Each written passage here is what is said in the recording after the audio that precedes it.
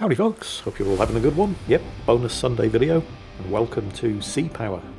Naval Combat and the Missile Age, developed by Triassic Games and published by Microprose. It's not out yet, you can wishlist it on Steam, and it's due to go into early access at some point in November. I've been playing a stable developer's build, a couple of weeks, maybe a month now. It's very impressive. It's also remarkably stable. I appreciate people have concerns, and they're often valid concerns about early access titles. Sometimes they go exactly as planned, sometimes they stay in early access forever and never actually come out, and sometimes they just disappear and the developers run off with your money. I'm relatively sure that isn't going to happen with Sea Power. I mean, they have a publisher, Microprose, but the version that I've been playing is, it's not 100% bug-free, but there aren't any game-breaking bugs in it, and it's never crashed on me, which is not something that I can say about certain other supposedly finished titles. Yes, Space Marine 2, I'm looking at you here.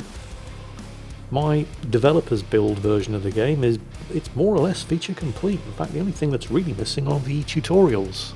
Obviously the early access version, which is coming out in November, will be more polished than the version I've been playing, and hopefully, although I don't know for sure, will include the tutorials, but even without the tutorials, I've had no problems whatsoever getting to grips with how this game works. Yeah, I know what you're thinking. Well, yeah, Jingles, having 22 years personal experience of naval combat and the Missile Age probably helps with that. Well, yeah, okay, but I signed the checks. I didn't command task forces. They're two very, very different jobs. So, okay, I kind of understand the terminology, so I have a little bit of an advantage. But, I mean, even so, if I can get to grips with this, I'm pretty sure you can too. And hopefully, today's video is going to help with that, as well as providing a bit of a teaser of what you can expect when this game goes into early access in November. I'm going to start just by jumping straight into one of the scenarios, because, I could tell you what the game's about, but it's better to show you what the game's about. This is the sub-duel scenario. This sort of thing will be very familiar to people who watch my Cold Water series. We're in command of a Los Angeles-class SSN, and we're hunting a Russian Alpha. Let me just check my sensor status. Yep, the towed array is out. We are absolutely, definitely not transmitting on active sonar.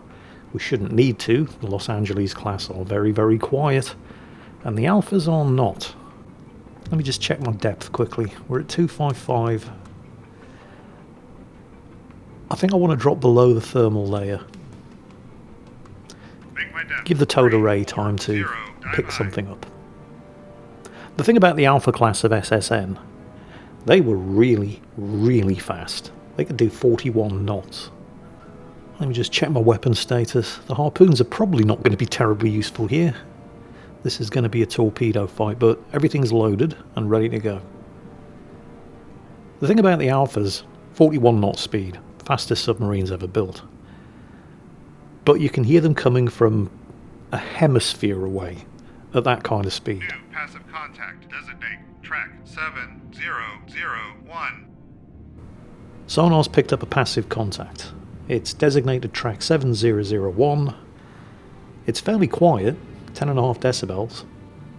I know that it's doing 20 knots, so it's probably not a whale, and it's at a depth of 480 feet. It's probably a submarine, but I don't know for sure, so I can't just start launching torpedoes at it. Also, I have its bearing, but I don't have its distance. You see the sort of yellow ellipse? It's fairly tight, so I've got a very good idea of the bearing, but I don't know the range. It could be anywhere within that yellow ellipse. So, we're crawling along at 5 knots, that's fine. We're making very, very little noise. It's extremely likely that whoever that is, they haven't detected me. So we're going to keep an eye on it. Wait to see what happens. Try and get a better sonar fix. About a minute later, we get a result. Track 7001 is classified hostile. Submerged submarine. Yep, anything doing 20 knots at that depth, it's not a whale, and we're the only friendly submarine in the vicinity, so it must be an enemy contact, and it is within range of the Mark 48 torpedoes. So we'll pop a fish in the water, and then we'll get ready to go evasive. 103, helm aye. Because it's likely that as soon as they detect that torpedo, they're going to snapshot a fish back down the bearing of the torpedo in an attempt to scupper me. So, we'll keep an eye on him, see what he does. Something that's often not simulated in games of this type, but which Sea Power does, is the ability to, from passive sonar alone, not only identify the type, in this case an alpha, of the submarine that you're facing, but the individual submarine itself. This is the K316, an Alpha class SSN. And this is totally realistic because, well, I know for a fact that NATO did it, and I'd be amazed if the Warsaw Pact didn't as well, but when the various different submarine forces were playing hide and seek in the North Atlantic, they'd be taking recordings of the sonar signatures of their opponents, and they keep these recordings in catalogues for the sonar operators. So given enough time, it doesn't take that long, you can precisely identify from the engine noises alone exactly which submarine you're facing. And this is the K316. It was built at the Admiralty shipyard in Leningrad, launched in 1974, commissioned into the Red Banner Northern Fleet in 1978, and it's getting sunk by the USS Baltimore today. You can even tell the exact point at which he realises he's being hunted. He's detected the torpedo. Now he suddenly starts changing his course. He's trying to head the other way. And the Alpha is a very fast submarine, 41 knots submerged. It's not slow.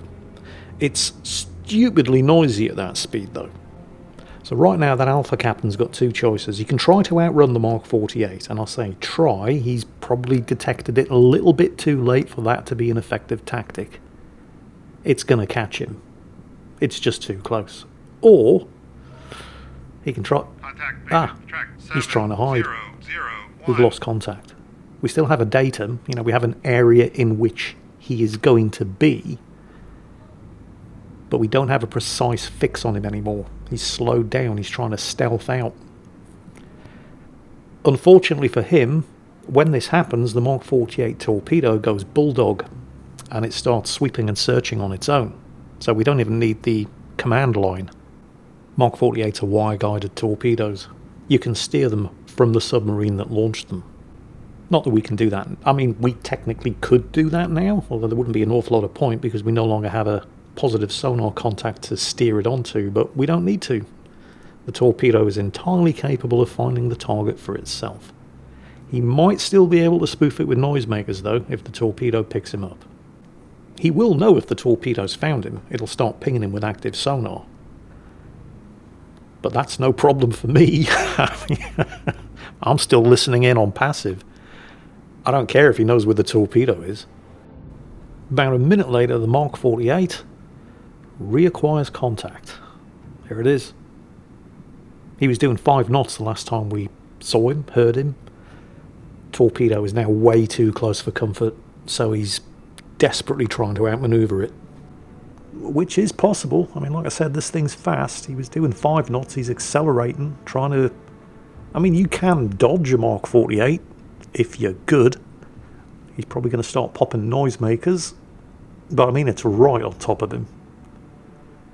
Let's see if I can get a... Can I actually see him from the torpedo view?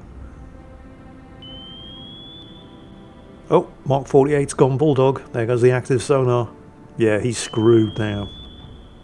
Where is he? Ah. Oh, there go his noisemakers. Passive sonar picked up the noisemakers. Yep, he's all different kinds of screwed. See how his screws are cavitating there? Desperately trying... No, too little, too late. There's no way this Mark 48 is going to miss. Direct hit, dead astern. And it looks like we've killed his power. The screws have stopped spinning. He's probably going to be flooding. He's not down yet, though. He keeps firing off noisemakers. A little bit late for noisemakers, comrade. You've been gotten. Is that it? No, I don't need to launch another torpedo. Okay, mission complete. Well, that's the sub-duel scenario. So far, so Cold Waters, which isn't a bad thing. I mean, Cold Waters was a great game. Still is. But there's a lot more to sea power than submarine combat, so why don't we try another scenario? This one's called Charlie's. Welcome, Commander. In this mission, your primary objective is to find and sink a group of enemy submarines heading towards you. Oh, shit. Okay. This is basically the exact opposite of what we've just done.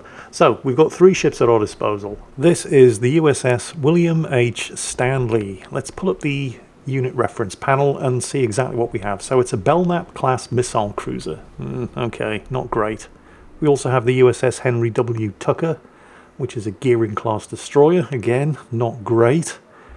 And then we have the USS I don't even know how you pronounce that. Oh, this is better news, actually. This is an Oliver Hazard Perry class frigate. So this is an anti-submarine warfare ship. The other 2, not so much. I mean, you know, they have sonar. They have torpedoes. But I'm probably going to be relying on the OHP here. I mean, in the previous scenario, the odds were fairly heavily stacked in my favour because the Los Angeles is a very, very quiet submarine. It has excellent sonar, it had the towed array, and an Alpha doing 20 knots is not a very, very quiet submarine. The thing is, there's a reason why submariners say there are only 2 kinds of warships: submarines and targets. Because frigates, cruisers and destroyers are not very, very quiet. Okay, the OHP has the towed array sonar out. Okay, that's good. It's the only one with towed array, because of course it is. We may as well go active on the sonar, because they're going to hear us long before we hear them. Even though the Gearing and the Belknap are not dedicated anti-submarine warfare vessels, the Belknap at least will definitely have aircraft. I know the OHP does. In fact, it has 2. It has a pair of helicopters. They're fitted for anti-submarine warfare by default, because obviously that's pretty much what the Oliver Hazard Perry class of... I mean, frigates are general purpose vessels, but they tend to specialise in anti-submarine warfare. And a pair of helicopters is going to be very, very useful. Please let them have dipping sonar. Having access to helicopters is a fairly powerful force multiplier for a surface vessel that finds itself in the unfortunate situation of having to find and fight a bunch of enemy submarines.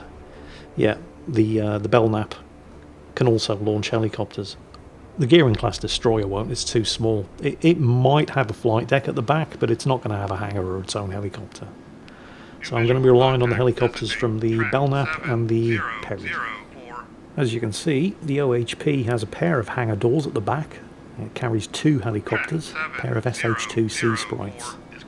So we're going to get these launched and send them out on surface search. Well, I'm really hoping they have dipping sonars, because otherwise we're just going to have to use the surface search radar trying to spot...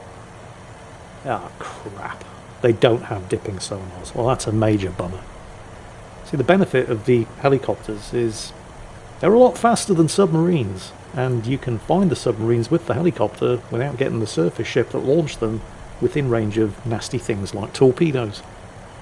Unfortunately, for that to be effective, the helicopter kind of needs to have sonar, and these ones don't. You see, there's 2 types of sonar that an anti-submarine warfare helicopter can deploy. I keep going on about dipping sonar, and that's exactly what it is. They lower the sonar from a boom into the water. They can control the depth at which it's deployed, and it can be both passive or active. And then, if they don't have dipping sonar, they can also drop sonar buoys. And we don't have either of that. So my options are strictly limited. So what I'm going to do here is I'm just going to send the helicopters off ahead of my course, activate their surface search radar, and pray that we catch a submarine at periscope depth with its radar mast up. Although the electronic warfare operators will probably detect surface search radar long before the helicopter spots a radar antenna. I mean, I really am clutching at straws here because I just don't have any other options. I mean, I don't know exactly what kind of submarines I'm facing here, because it's not just one submarine, by the way. It's a pack of submarines. Yeah, it's even worse. Because NATO never did that. NATO submarines always operated independently, but the Russians would send their submarines out in packs. See, NATO would designate an area of, let's say, the GI-UK gap, Greenland, Iceland, UK, which is essentially what this scenario is, because we're out in the North Atlantic, in the gap between the UK and Iceland. So presumably World War III's kicked off, and Operation Reforger is in effect, which is getting all of America's military equipment from America to West Germany. And the Russians obviously wanted to stop that, so that's what's going on here. There's a bunch of, presumably from the title of the scenario, Charlie-class guided missile submarines trying to break through in the Atlantic in order to wreak havoc with the convoys bringing the US Army to Europe, and we're trying to stop them. So we've kind of drawn the short straw here. You see, this area of the North Atlantic where this scenario takes place, certainly as far as the submarine forces are concerned, would be designated responsibility of one nuclear attack submarine.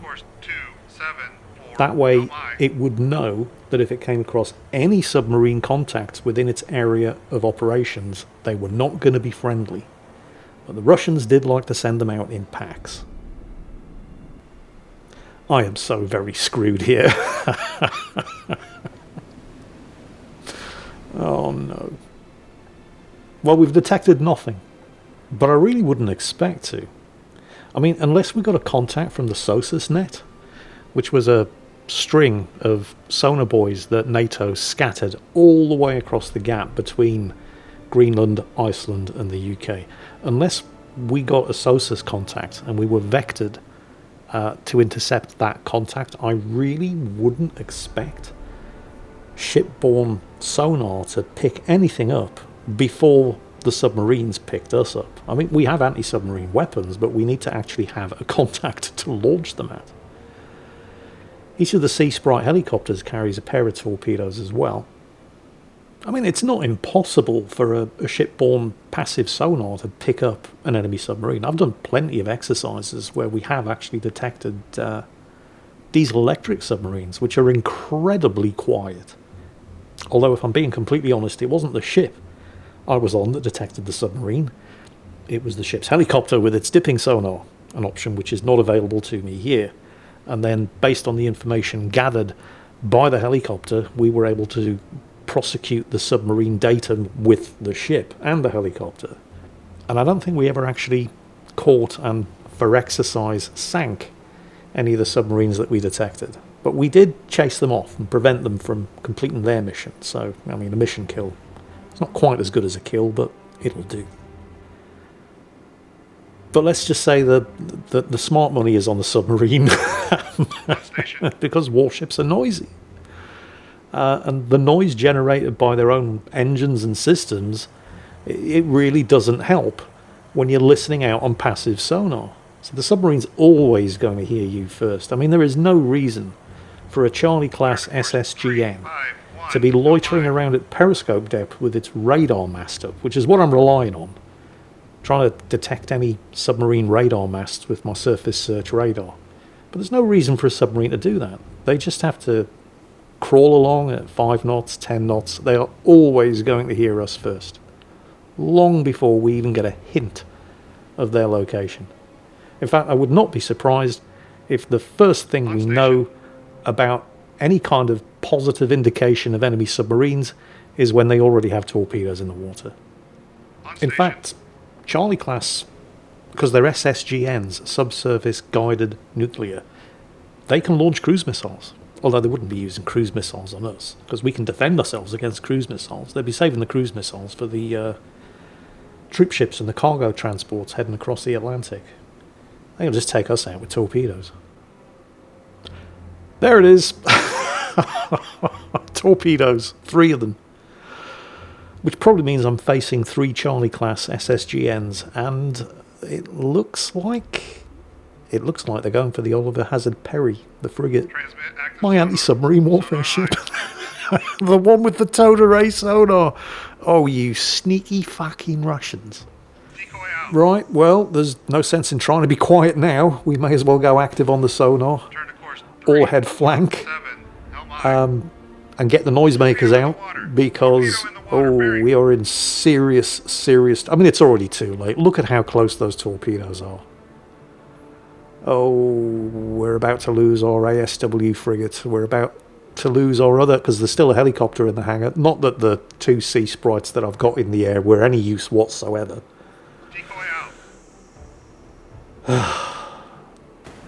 There go the Torpedo in the noisemakers. water. Torpedo in the water. Bearing. I mean, 3 torpedoes. Oh, it spoofed one of them. Torpedo in the water. Well, at least... Torpedo in the water. Bearing. We've been Yeah, hit. it didn't spoof the others, though. Oh, Oh, look. it's It's a... Torpedo in the water. Bearing. Contact Right, we've lost the ship.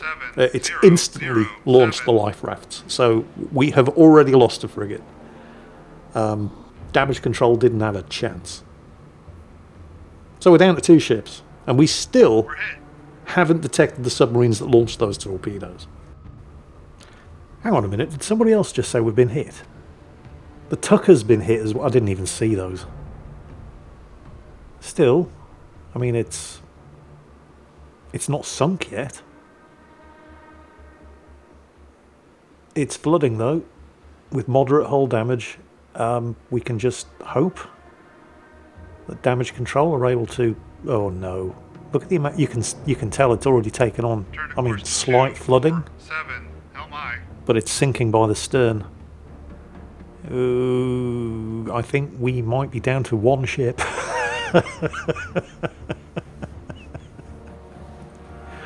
I'm fake laughing, but the tears are real. Yeah. We've lost the gearing as well. Oh, great.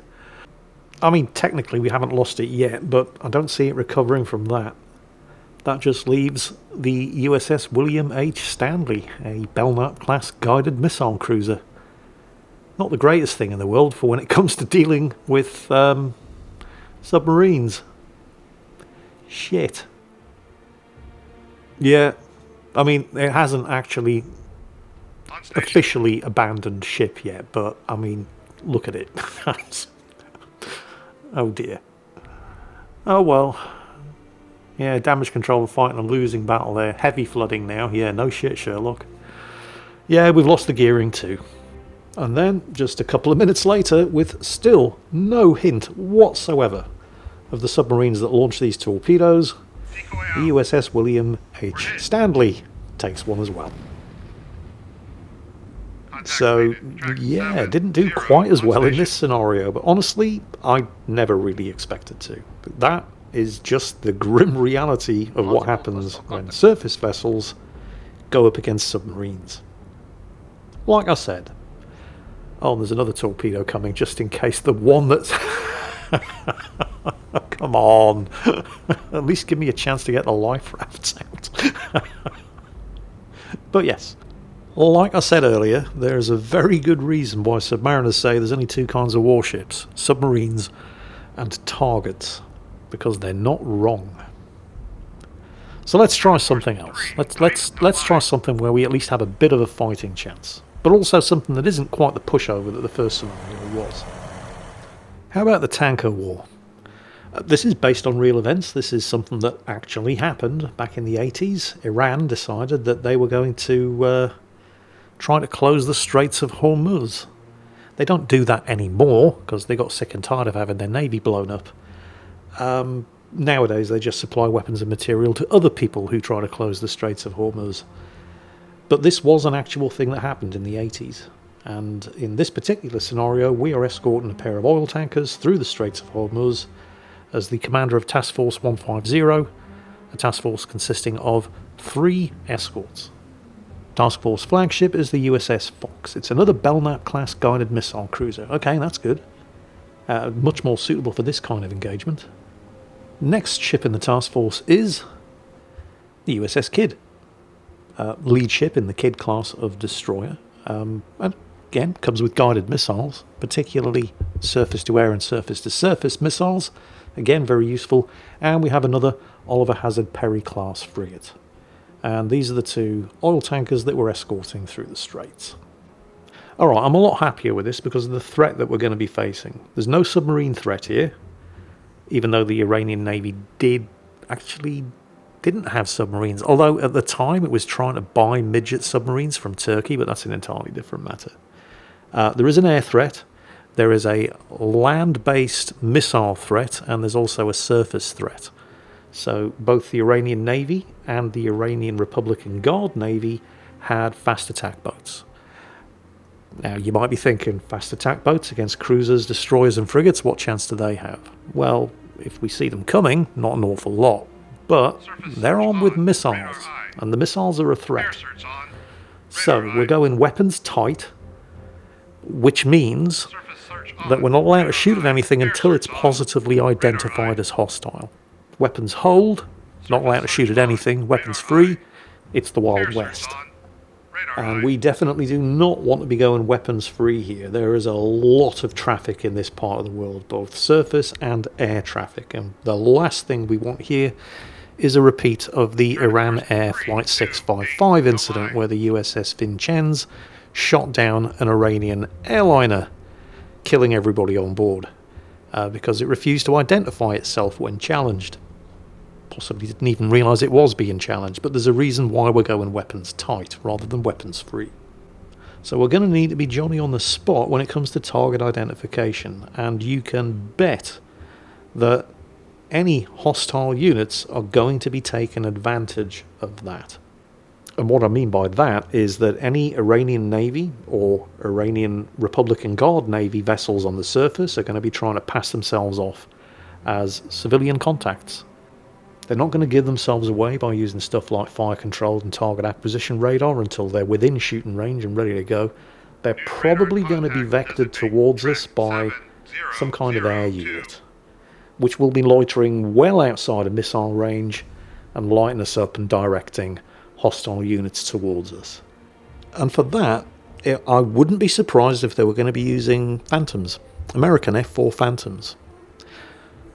Prior to the revolution in Iran, the Shah was being supplied by, amongst other people, the USA. And the Iranian Air Force do still have a number of F-4 Phantoms. 63 of them, in fact. And yeah, it's an old aircraft, although it wasn't that old an aircraft at the time in which this particular scenario is set. But while after the revolution America stopped resupplying the Iranian Air Force for obvious reasons, they still have those F-4 Phantoms. And the thing about the F-4 Phantom is it has a very, very good radar. And while the Iranians exhausted their stocks of weapons that they could fit to these Phantoms pretty quickly, the radar still works, and they use them for airborne early warning and for vectoring surface vessels onto contacts of interest like us, which is bad. New radar contact designate track 7003. Alright, we've got a radar contact. Now, I don't know what that is. So how do I find out what it is? Because it's in the way. Well, there's a number of things we can do. We can challenge it, request that it identifies itself. Now, if it's hostile, it's not going to identify itself. But simply not responding to a challenge doesn't mean that something's hostile. It could be a fishing boat. Not all fishing boats even have radio. Or the guy on the fishing boat might not speak English and not understand that he is actually being challenged. So what else do we know about this contact? Not an awful lot. We know its course, we know its speed. If you look down at the bottom left side of the screen, you can see the information that we hold on that contact. It's doing 16 knots. There's another one up there. That's an air contact. Again, we'll challenge it. It's not necessarily going to respond, but we'll stick to procedure and we'll issue a challenge. This thing down here though, 16 knots. I mean, that could just be a fisherman. It could be a freighter. We just don't know. About a minute later, something suspicious happens. I pick up another radar contact right next to the first one. This one is also doing 16 knots and it's on exactly the same course as the initial contact. Very suspicious. Oh, and there's a third. Again, on the same course, doing exactly the same speed. This is starting to look really suspicious. But what else can I tell about these three contacts? Well, I can have a look and see exactly what information I hold on them. So let's have a look. Okay, based on things like the radar cross-section And what I can hear over passive sonar, I know that these are using main power diesel engines, which could classify them as fishing boats, dhows, which you would see in this part of the world, sampans, which you wouldn't, but they could also be Type 148s, which are a German-built type of fast attack boat, which is operated by Germany and Israel, so probably not those. They could be Sayars, which again are Israeli corvettes, unlikely to be those, but down at the bottom you can see, and 26 others. So this isn't terribly helpful. Let's have a look at one of the other contacts, see if we've got any more information on that. Because, well, we don't have a lot to go on here. So, what do we hold on this track? Let's have a look. Right, this is a bit better. We can actually tell how many propeller blades they have turning and burning. And this is giving us a bit more detailed information, but still not enough to positively classify any of these contacts as hostile. However, the fact that there are 3 of them, and they're all heading on exactly the same course and speed, straight towards us, is mighty suspicious. I'd say at this point I'm about 70% certain that these are hostile. But 70% isn't good enough. I need to be 100% certain, because they could just be Kuwaiti freighters. And I wouldn't endear myself to the world at large if I suddenly started sinking those for no better reason than they were looking at me funny. Well, a couple of minutes later I get my confirmation as the electronic warfare operator on board starts detecting the fire control radar of a bunch of RGM-84 missiles. Those are harpoons, they're anti-shipping missiles. Now, I'm going to go ahead and classify these things as hostile anyway, because, it's fairly obvious who launched these missiles. Even though none of them fired up their fire control radar in order to do it, which almost certainly means that we're being designated either by an air or land-based radar, possibly the radar of the air contact that we picked up earlier. Now, because I'm weapons tight, I don't need to actually instruct the weapons operators on board the task force to start defending ourselves against those RGM-84s. They're going to do that anyway. And also because I'm weapons tight, and I have designated these 3 so far unidentified surface contacts as hostile, they're also going to start shooting at them. Now, the ships are very well equipped to defend themselves against both surface and missile threats. We have a whole bunch of SM-2, which are basically the naval version of the Sea Sparrow air-to-air missile, modernised obviously. 06. Bulldog away. Track 7005.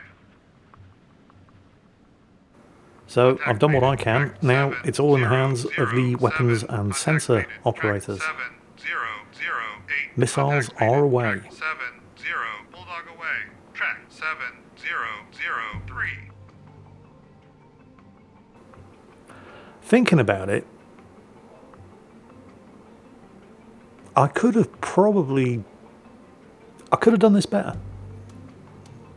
I couldn't engage those guys until they were identified as hostile, and it's unfortunate that it took them actually launching their own weapons for me to do that, but I could have launched helicopters to scout ahead and actually get a visual identification on them, because if they're fast attack craft, they're not going to have surface-to-air weapons. Well, they kind of do have surface-to-air weapons.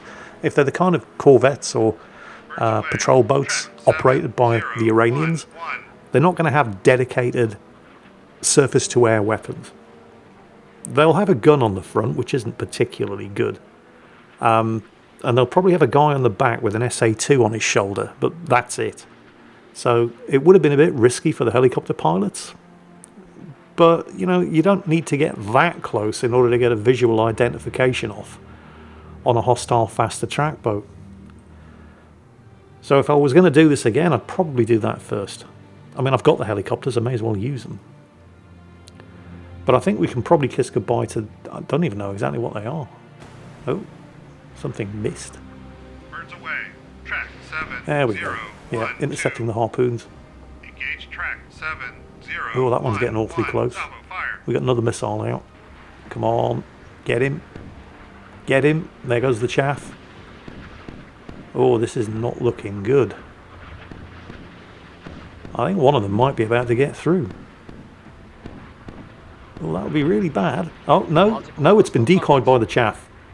Or possibly jammed, because you can do that as well. Hostile contacts. Okay. Well, that was close. So how are our missiles doing? Let's take a look. And play. Yeah, there it goes. Oh, you are so screwed, Sunshine. Haven't positively ID'd it yet, so I don't know exactly what it was, but, well, was. It's a form of something. I'm sure it was hostile. Generally speaking, fishing boats and merchantmen don't fire off chaff and try to shoot down incoming missiles. Ooh. Oh, that looks like a sea cat. Oh, right, it's an Alvin. It's actually a frigate. It's an Iranian frigate. You can probably tell by the flag. Unfortunately, its anti-aircraft defences are sea cats, which are absolutely terrible British first-generation surface-to-air missiles. They're actually TV guided. Oh, and he's hit. Twice. 3 times. Well, I think we can kiss his ass goodbye. So yeah, contacts now officially confirmed. I mean, we always knew they were hostile anyway, but we now have positive identification. Iranian frigates. But yeah, Sea Cat's an awful missile system. Literally, there's a guy with a joystick trying to guide it onto the target through the camera in the nose of the missile. It's bloody awful. They still had them in service when I joined, although they were rapidly phasing them out because Seawolf had just been introduced. Seawolf is amazing. Sea Cat, not so much. What's going on here? There's another missile incoming. There go the SM2s. Come on, boys. You've got this. Oh, they're getting awfully close. Oh, well, there's a lot of them. Oh, crap. I could be in trouble here. This is the USS Fox. There goes the chaff. I mean, the chaff saved us last time. We are shooting some of them down. There's another one coming. Oh, it's going to be really close. Actually, there's more than one. Oh, this is not good. We're hit. Shit. Well, we're not sunk, but I'm fairly sure that the USS Fox is now out of action. Those are some nasty looking fires. I could have avoided this. I mean, we took care of the 3 Iranian frigates, but it's cost us a guided missile cruiser. I mean, the Fox hasn't been sunk yet, but those fires don't look like they're getting any better anytime soon. Let's have a quick look at damage control. Yeah, that's not good at all. The Fox is basically out of action. I could have avoided this if I'd launched helicopters. The helicopters could have ID'd those 3 frigates before they got to within missile firing range. Well, lesson learned. There is the small matter of this air contact as well. I mean, it's small, it's not going that fast, which probably means it's a helicopter. Again, not enough to classify it as hostile. What do we know about it? Let's have a look. Okay, yeah. We have now visually ID'd it. It's a Sea King. Somebody on the bridge with the old Mark 1 eyeball, although probably assisted with a pair of binoculars, has just identified this as an Iranian Sea King. That's good enough for me. USS Cromlin, the Oliver Hazard Perry class frigate. He's all yours. I do have to say, that's a remarkably brave Sea King. They're anti-submarine warfare helicopters. They don't carry air-to-surface missiles. And they also don't carry any kind of countermeasures. Maybe they've got some flare. Yeah, he's got flares. That's not going to do you any good against an SM2. It's a radar-guided missile. Gotcha. 7004.